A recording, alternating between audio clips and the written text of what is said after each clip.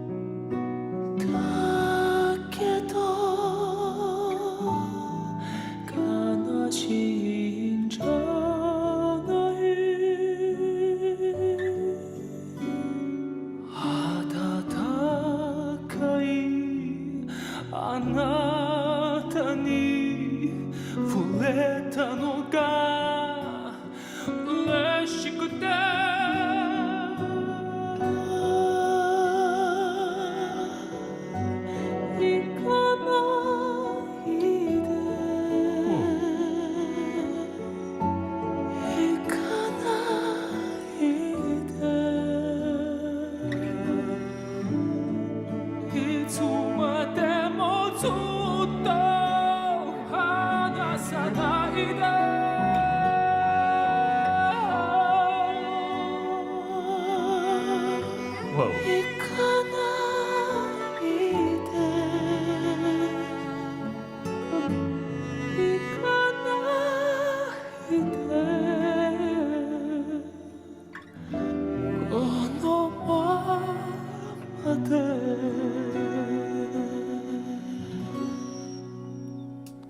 Okay, so I think I have heard this song before. Not sung by Dimash, I don't think, but oh, where do I know this song from? I can't remember. This is gonna bug me. Is this song in like movies or shows or something? It sounds really familiar, but for the life of me, I just can't remember where I know it from. Okay, vocal stuff. So this is a style that I haven't heard in a while. Like, Dimash is using a lot of air throughout that entire section, and at some parts it was so breathy that you can barely even make out the note, right? But you can still feel it.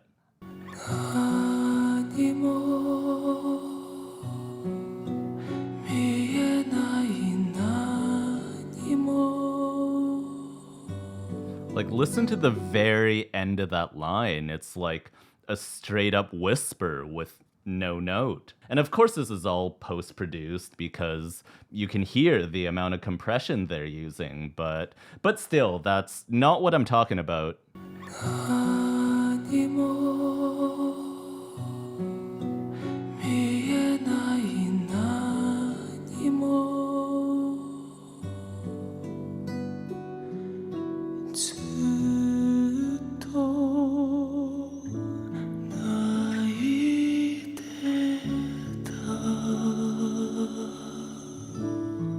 And I want to point this out because he's putting the emotion before the note. Like, I know as musicians, if there are any singers out there, we're always obsessed with the note, right? Like, we're always thinking about, we have to be on key, we have to hit the note, this is a mixed voice note, don't pull, don't flip, don't crack. But here, Dimash shows that it's not always just about the note. Like, sometimes you can strip everything away and you can still create that effect and that feeling you're trying to present.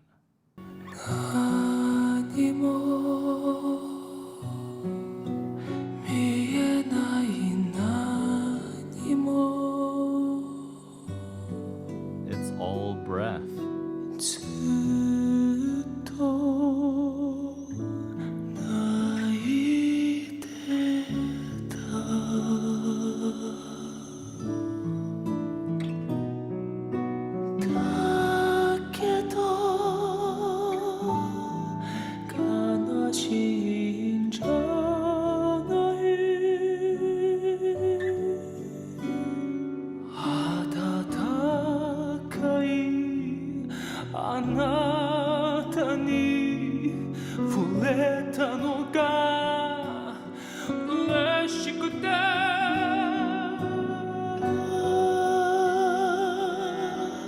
Okay. I know I'm pausing a lot, but this part I just want to point out because just listen to how he drifts in and out of the note just seamlessly.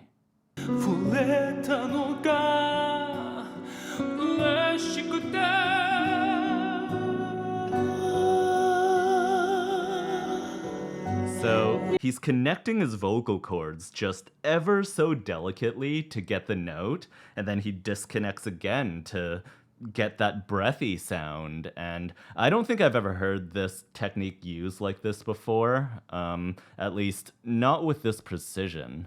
And in case anyone doesn't know, in vocal nerd talk, connected just means your vocal cords come together for that full voice sound. Kind of like how I'm talking now. And disconnected is when you don't engage them as much and you're letting a lot of air through with only the edges connecting, and that gives that kind of breathy sound like when you whisper or when you're in falsetto. And falsetto literally translates to false, so you're getting a false note because that's not the sound of your true connected voice. But the way falsetto's now used in most modern music, it's very emphasized and exploited, like it's the main focus of the line. So the vocal lines usually have this really stark contrast between connected and disconnected. Like a vocal might go da da da da da da da da da da da da da. Like they want you to notice the falsetto note, right?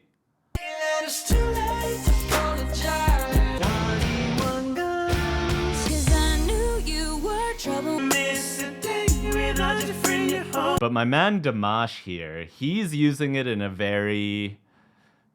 How do I put this? At the risk of sounding pretentious, but he's doing it in a very sophisticated way. And he's doing it so seamlessly that you don't get that jarring break when someone flips into falsetto, right?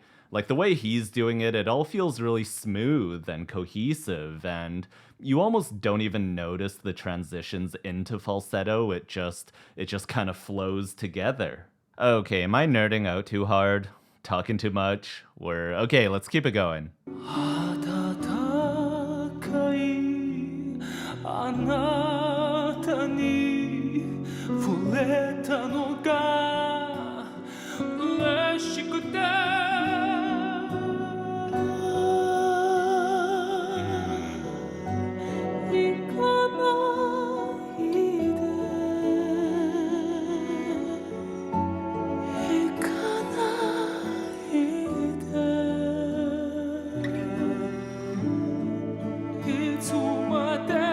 ずっと離さないで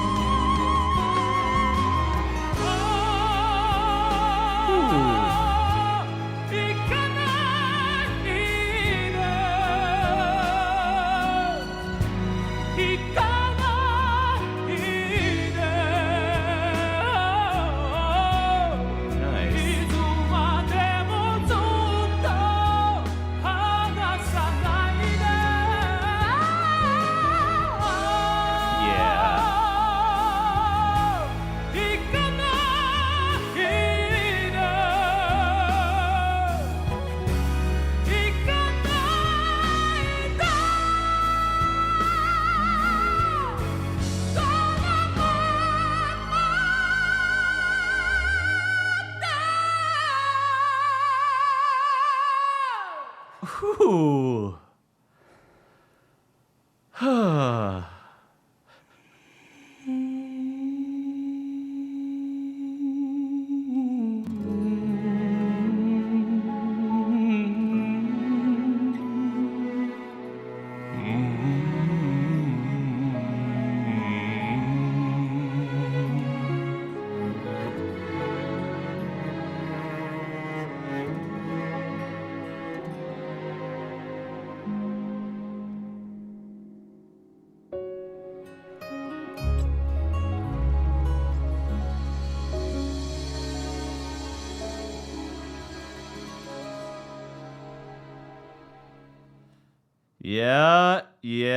Yes, sir. Every time he does those crazy belts, I always feel like I'm holding my breath. I don't know why. But yeah, this was beautiful. It just made me happy. Like, you know when someone is so extremely talented at their craft to such an elite level that you can feel that passion that they feel, right?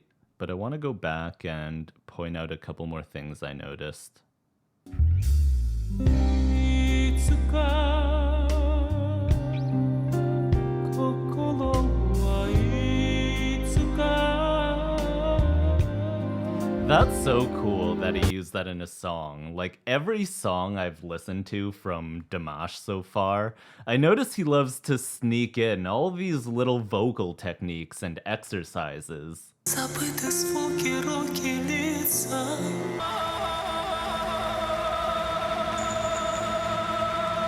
So let's talk about this kind of wavy thing he's doing. 心はいつか So this is a vocal exercise for when you're first building your vibrato, the ah. So you start off very slow, just ah.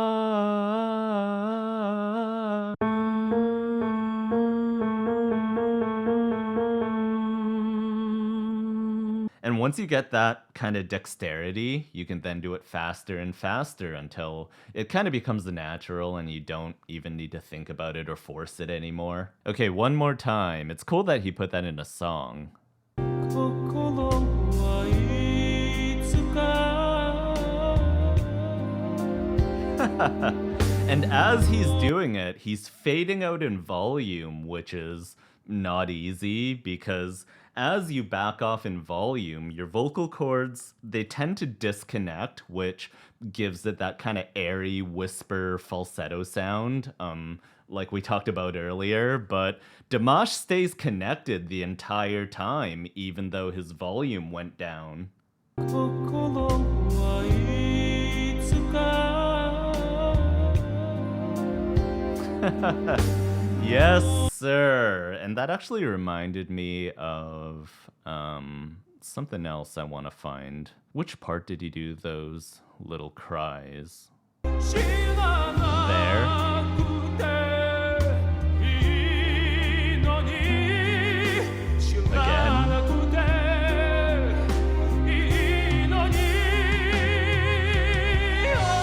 Again. So I don't know if you caught that, but those little dramatic cries that he likes to do, that's a very musical theater thing. And then it started being used a lot in like pop punk and other modern rock. But actually, I remember the very first video I did on Dimash on SOS. That was the little vocal flourish I caught that I thought would be a tell that he had a musical theater background. But according to you guys, he never did musical theater, so I was wrong about that. But I'm wrong all the time. So maybe he picked up that habit from just being a rock guy. I think you guys said that he listens to a lot of rock, right? Again.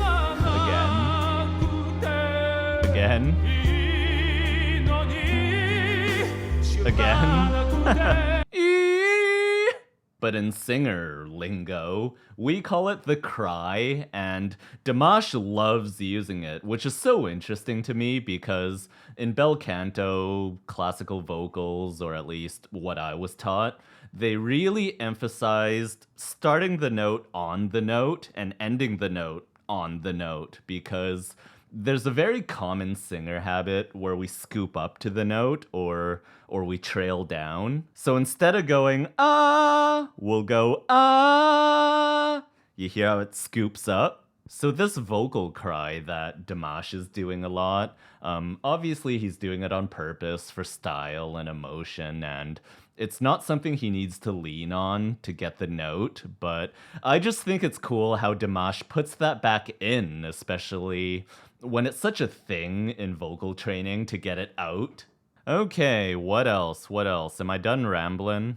Shall we listen to the Dimash belts at the end again? I think the obvious answer is yes.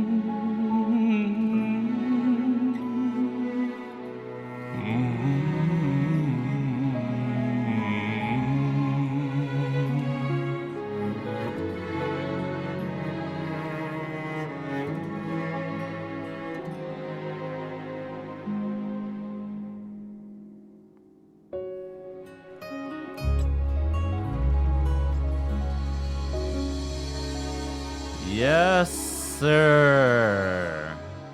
Okay.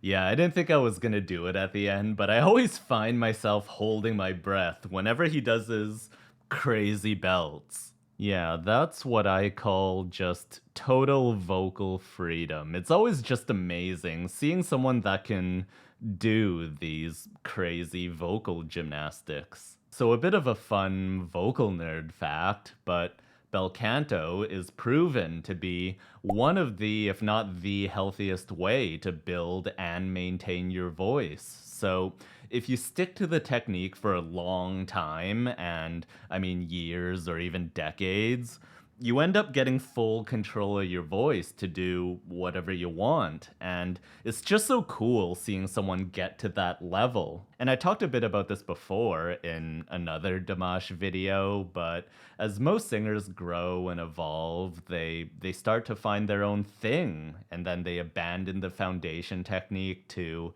go into like the styles and the genres they like, which is fine. But what tends to happen is that their vocal style, it starts to become geared towards that style only. And I'm not saying that's a bad thing, because music is an art and you can do whatever you want for whatever it is you want to do. For example, I started out in bel canto, but as I started getting more into rock and metal, I then started dropping the classical technique to do rock and metal stuff.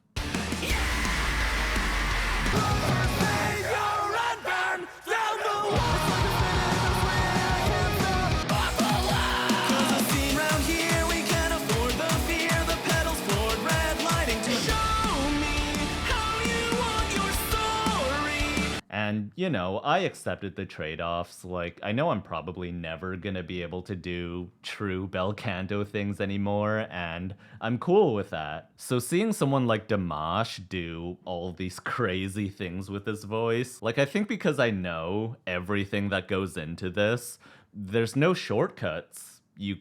There's no magic pill. You can't cheat your way into being a good singer.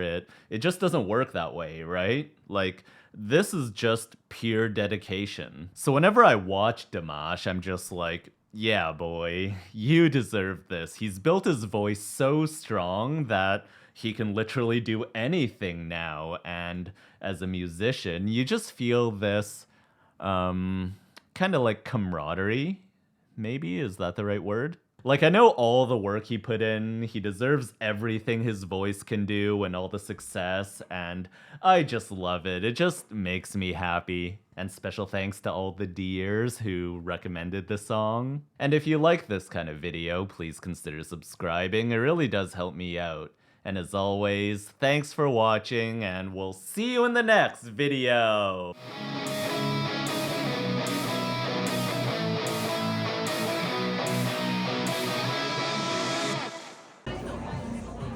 Ese sí es de feito, She's güey. 11 and she's had too much fun in her life. Es que no, la de